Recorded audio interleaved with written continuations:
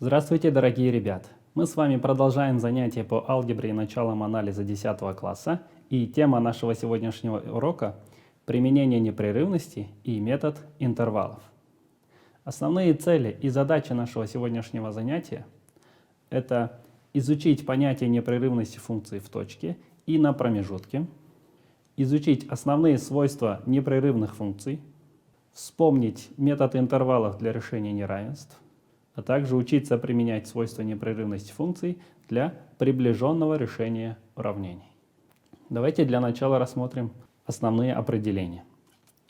Функция f от x называется непрерывной в точке x0, если функция f определена в точке x0 и ее окрестности, существует конечный предел функции f от x в точке x0, и этот предел равен значению функции в точке x0.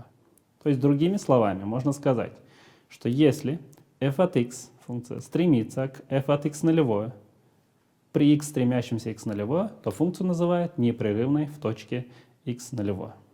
То есть здесь мы рассмотрели определение непрерывности только в одной точке. Рассмотрим определение непрерывности функции на каком-то промежутке. Если функция непрерывна в каждой точке некоторого промежутка i, то ее называют непрерывной в промежутке i. Понять эти определения очень просто, если представить. Возьмем один карандаш и, не отрывая его от бумаги, будем чертить какую-то линию. Вот как мы сейчас делаем. То мы получим какую-то непрерывную линию. Вот такие линии у нас называются непрерывными. Но если мы возьмем карандаш, начнем чертить, через некоторое время оторвем наш карандаш и поставим в другом месте, то мы получим разрывные линии, как у нас показано внизу. То есть слева у нас непрерывная на каком-то промежутке у нас линия, а справа у нас разрывная линия какая-то на том же промежутке. Давайте рассмотрим теперь основные свойства непрерывных функций. Первое свойство. Если на интервале AB функция f непрерывна и не обращается в ноль, то на этом интервале сохраняет постоянный знак. То есть если она там положительная, то она будет всегда положительной. Если функция f на концах данного интервала отрицательная, то она будет отрицательной и во всем данном интервале. Второе свойство. Если на отрезке AB функция f непрерывна и имеет разные знаки на границах отрезка, то на данном отрезке есть хотя бы одна точка, в которой данная функция обращается в ноль. Чтобы представить это, давайте посмотрим на два графика. На первом графике построен график функции y равная f от x. Если мы посмотрим, то у нас функция непрерывна, и она нигде не обращается в ноль. Притом, f от a у нас положительна, и также f от b тоже положительна. То есть наша функция не пересекает ось ОХ, соответственно, на данном промежутке она всегда будет положительна. Но если посмотреть на график функции справа, то там мы заметили, что у функции y равная f от x, f от a у нас находится в верхнем полуплоскости, а f от b в нижней. То есть f от a у нас положительно, а f от b у нас отрицательно. Тогда, чтобы какой-то линии перейти в другую сторону, она должна необходимо ей пересечь ось ОХ, хотя бы в одной точке. Но в нашем случае, как мы видим, она пересекает ее в трех точках. Может быть и другое количество. 4 может быть, 3 может быть, 2, 1. Но 1 хотя бы, минимум 1 у нас будет, точка пересечения обязательно будет. То есть оно имеет хотя бы одно решение на данном интервале. Давайте теперь вспомним сам метод интервалов. Как ее применять? Первое. Пусть функция f непрерывна на интервале i и обращается в ноль в конечном число точек этого интервала. По свойству непрерывных функций этими точками интервал i разбивается на интервалы, в каждом из которых непрерывная функция f сохраняет постоянный знак. Чтобы определить значение функции f в каждом из этих интервалов, достаточно вычислить значение функции f в какой-либо одной точке из каждого интервала. Здесь всегда старайтесь, когда вы будете подбирать соответствующие точки, выбирайте значения самые простые. Например, если на данных интервалах находится значение единица или 0, то нужно брать их. Или 10 можно взять. Давайте рассмотрим алгоритм решения неравенств f от x больше нуля методом интервалов. Для этого, первое, необходимо вычислить область определения функции y равная f от x. Во-вторых, найти корни уравнения f от x равное нулю. В-третьих, указать область определения функции и на данной области определить интервалы, в которых функция сохраняет знак. То есть поставить точки корни уравнения f от x равное 0. И в-четвертых, определить знаки значения функции в каждом интервале. Давайте рассмотрим данный алгоритм на конкретном примере. Рассмотрим неравенство x квадрат минус 4 больше или равное 0. Для этого, как мы уже поняли, рассмотрим функцию f от x равна x квадрат минус 4, то есть левой части нашего неравенства. Во-первых, область определения данной функции — это промежуток от минус бесконечности до плюс бесконечности, то есть множество всех действительных чисел. Вторым шагом решим уравнение x квадрат минус 4 равное 0. Здесь ответ сразу понятен, мы получим совокупность решений x равное 2 и x равное минус 2. В-третьих, давайте теперь построим нашу ось OX и отметим на нем область допустимых значений. Ну, в данном случае у нас от минус бесконечности до плюс бесконечности. И отметим точки, в которых, отметим интервал, в которых у нас знак сохраняется постоянно. Так, мы отметили в нашем случае точки минус 2 и 2. Они у нас закрашены, потому что и минус 2, и 2 могут быть решениями, так как в условии у нас сказано больше или равно. Чтобы вычислить знаки на данных интервалах, достаточно вычислить значения в каких-либо точках. Ну, если смотреть первый интервал от минус бесконечности до минус 2, можно взять любое число. Давайте для легкости возьмем минус 10. То есть f от минус 10 вычислим. Подставим вместо x минус 10, мы получим минус 10 в квадрате минус 4, это будет 96. То есть на данном интервале у нас значение положительное. Рассмотрим второй промежуток. От минус 2 до 2. Здесь легче всего взять 0, так как 0 у нас легко вычисляется. Вместо x подставляем 0, мы получаем f от 0 будет равен 0 в квадрате минус 4, а это равно минус 4. То есть здесь у нас знак будет отрицательным. И третий промежуток рассмотрим. На третьем от 2 до плюс бесконечности также легче взять десятку. Просто 10 в квадрате легче вычислить всего. f от 10 будет 10 в квадрате минус 4, а это у нас 96 опять. То есть и на данном промежутке у нас получается положительно. То есть смотрите, функция f от x равна x квадрат минус 4 положительно в областях от минус бесконечности до минус 2 и от 2 до плюс бесконечности. И отрицательно на промежутке от минус 2 до 2. То есть так как в условии у нас сказано больше или равно, то есть мы берем положительный интервал, и ответ у нас будет на x принадлежит множеству от минус бесконечности до минус 2 включительно и от 2 включительно до плюс бесконечности. Это наш с вами ответ. Давайте рассмотрим еще одно неравенство. X в квадрате минус 3x плюс 2 деленное на x минус 3 больше или равно 0. Рассмотрим нашу функцию. f от x равна x квадрат минус 3x плюс 2 деленное на x минус 3. Ну, область, первое, что нам нужно вычислить, это область допустимых значений. Для данного дробно-рационального выражения нам достаточно, чтобы знаменатель не обращался в 0, то есть x не должно быть равно 3, то есть область допустимых значений у нас от минус бесконечности до 3 и от 3 до плюс бесконечности. Во-вторых, необходимо решить уравнение f от x равное 0. Ну, для этого достаточно решить, чтобы числитель у нас был равен 0, то есть x квадрат минус 3x плюс 2 должно быть равно 0. Отсюда корнями уравнения является совокупность решений, то есть x равно единице и x равное 2. Построим нашу числовую прямую. Здесь точки 1 и 2 могут являться решениями, так как у нас в условии сказано больше или равно. Точка 3 не может являться решением, так как при x равном 3 наше неравенство не имеет значения, не имеет смысла. Давайте вычислим на одном отрезке, например, f от 0 возьмем. Это наш самый левый промежуток. То есть если мы вместо x подставим 0, то мы получим минус 2 трети. То есть мы получили отрицательно. Аналогично можно вычислить значения для других интервалов от единицы до 2, от 2 до 3 и от 3 до плюс бесконечности. Мы с вами получим положительные значения в промежутках от единицы до 2 и от 3 до плюс бесконечности. Эти интервалы и будут нашим решением. Ответ у нас отрезок от единицы до 2 и от 3 до плюс бесконечности. Давайте рассмотрим теперь применение свойства непрерывных функций для приближенного решения уравнения f от x равное 0. Во-первых, как данный метод применяется? Вспомним второе свойство. Если на каком-то промежутке, от А до Б, для того, чтобы применять методы приближенного решения уравнения f от x, достаточно вспомнить второе свойство. То есть найдем отрезок, в котором значение функции y равно f от x имеет разные знаки. Как мы уже говорили, раз уж там, если у нас там будут разные знаки, то есть хотя бы одно решение на данном отрезке. То есть f от x в какой-то одной точке будет равным нулю. Во-вторых, нужно вычислить середину c равная a плюс b делен на 2 и определить знак значения функции f от c. Если знак f от c будет у нас совпадать со знаком f от a, то заменяем в отрезке a на c. Или заменим на b, если f от c у нас будет совпадать со знаком f от b.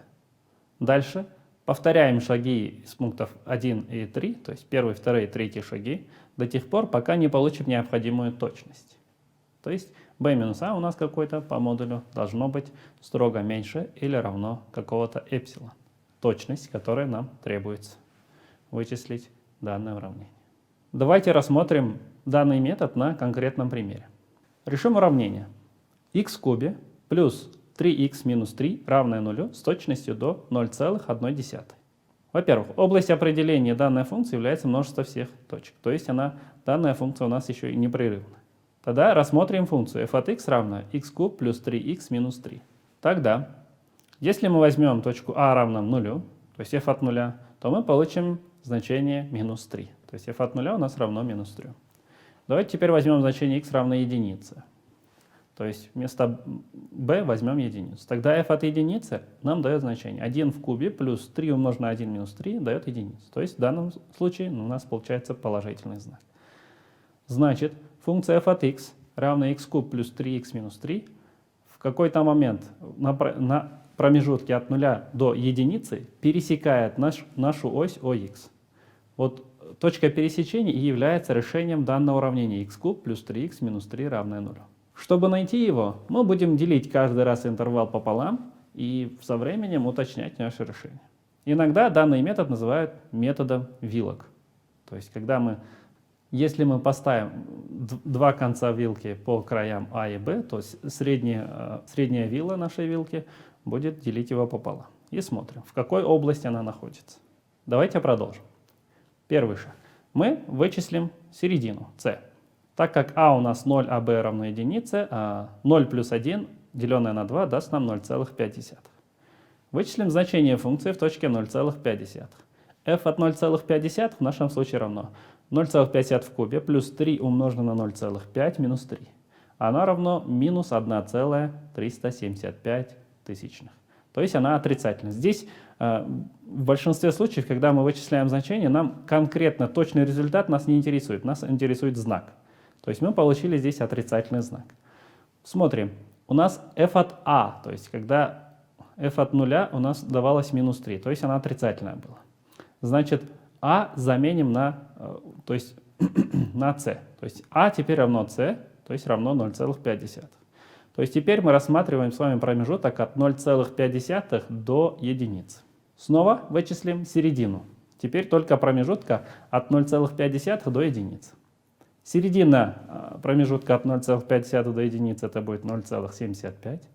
Вычислим значение функции в данной точке. f от 0,75 у нас равно минус 0,32 и там продолжается. То есть здесь мы определяем знак, как я уже говорил, нам не важно точное значение. Мы получили 0,32 приближенно сказать. Здесь у нас знак опять отрицательный, значит снова а заменяем на c. Теперь мы смотрим на промежуток от 0,75 до единицы. Значит решение где-то у нас находится на данном промежутке. Вычислим снова середину. c у нас будет равен 0,75 плюс 1 деленное на 2, а это у нас 0,875. Вычислим значение функции в точке f от 0,875. А это у нас будет равно приближенно 0,29. То есть опять мы получили значение теперь положительное. Но положительное у нас в точке было b. То есть теперь b мы заменяем на c. b равно c, то есть оно равно 0,875. То есть теперь мы рассматриваем с вами промежуток от 0,75 до 0,875. Продолжим данный процесс, вычислим середину данного промежутка. c у нас теперь равен 0,8125. значение функции в данной точке, если мы вычислим, то оно у нас получается равным минус 0,02. То есть мы получили какой-то отрицательный результат. Теперь у нас а равно c, то есть 0,8125 десятитысячных. Теперь давайте, так как мы получили интервал от b до a, да, то есть мы должны вычислить разность b минус a. Теперь, если мы посмотрим на наш результат, то мы получаем, что наше решение находится на промежутке от 0,8125 десятитысячных до 0,875 тысячных. Но если мы заметим, после запятой и в первом, и во втором стоят цифры 8, и а, и б. Тогда с нас требовали решение с точностью до 0,1. Давайте рассмотрим разность b минус a. b у нас 0,875 тысячных, а у нас 0,8125 десятитысячных. Разность между ними дает 0,625 десятитысячных, что у нас меньше 0,1. То есть мы определили промежуток, длина которого меньше нашей точности 0,1. То есть мы уже приближенно нашли ответ. То есть мы можем сказать, что x у нас приближенно равно 0,8125 десятитысячных. И это наш с вами ответ. То есть с нас не требовали точный ответ, мы приближенно значение нашего функции нашли. Как мы видим, данный процесс очень трудоемкий, но иногда такие задачки решаются с помощью компьютеров. Там можно все алгоритмически записать и решить очень быстро. Давайте рассмотрим теперь еще одну задачу, связанную с непрерывностью функции. Необходимо найти область определения функции f от x, равная корню от x квадрат плюс 7x плюс 12, деленное на x. Как мы знаем, выражение под корнем должно быть либо положительным, либо равным нулю. То есть область определения в нашем случае будет, что необходимо, чтобы x квадрат плюс 7x плюс 12 делено на x должно было быть больше или равно нуля. Притом x не должно быть равно нулю. Первое выражение нашей системы — это у нас неравенство. Данное неравенство можем решить методом интервалов. Для этого рассмотрим область допустимых значений. То есть область допустимых значений у нас x, так как знаменатель у нас стоит x, оно не должно быть равно нулю, то есть область ОДЗ, данное выражение у нас от минус бесконечности до нуля и от нуля до плюс бесконечности.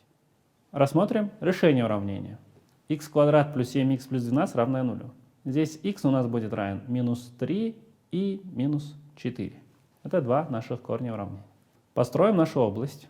То есть у нас есть 4 интервала, в которых сохраняется постоянный знак. То есть от минус бесконечности до минус 4, от минус 4 до минус 3, от минус 3 до 0 и от 0 до плюс бесконечности. Здесь единственное 0 у нас не является решением. Здесь 0 не является областью определения, поэтому она закругленная. Рассмотрим значения в промежутках. Ну, во-первых, я вычислю для одного, для остальных можете самостоятельно вычислить, но должны получить одни и те же результаты. Давайте возьмем значение f от минус 10. То есть мы возьмем левый промежуток от минус бесконечности до минус 4. Возьмем минус 10, здесь мы получаем минус 42 десятых, то есть отрицательно. От минус 4 до минус 3 вы можете взять минус 3,5, там вы получите положительное значение. На следующем промежутке возьмите минус 1, вы получите отрицательное значение. И на следующем промежутке возьмите значение равное единице, вы получите положительное значение. То есть мы с вами получили окончательно нашу область допустимых значений. Так как подкоренное выражение должно быть положительным, мы возьмем только положительные корни. То есть ответ у нас будет от минус 4 до минус 3 включительно и от 0 до плюс бесконечности. Теперь давайте решим некоторые неравенства у доски. Давайте решим следующее неравенство. X в квадрате умноженное на 4 минус x умноженное на x плюс 2 должно быть больше или равно 0. Как решаем данное неравенство?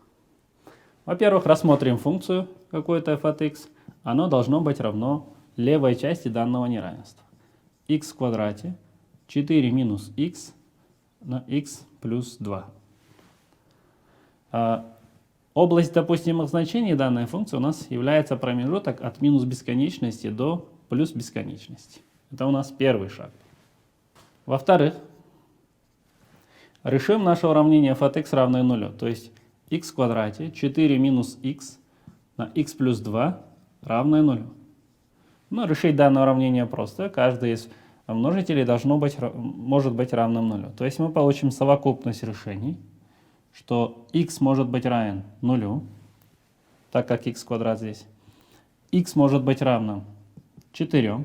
То есть если вместо x подставим 4, мы получим 0. 4 минус 4 даст 0. И третье решение, x равное минус 2. Если сюда подставить минус 2, то мы получим минус 2 плюс 2, это даст нам 0. Хорошо. Следующим шагом строим нашу область допустимых значений и отмечаем интервалы, в которых знак у нас сохраняется. То есть есть точка минус 2,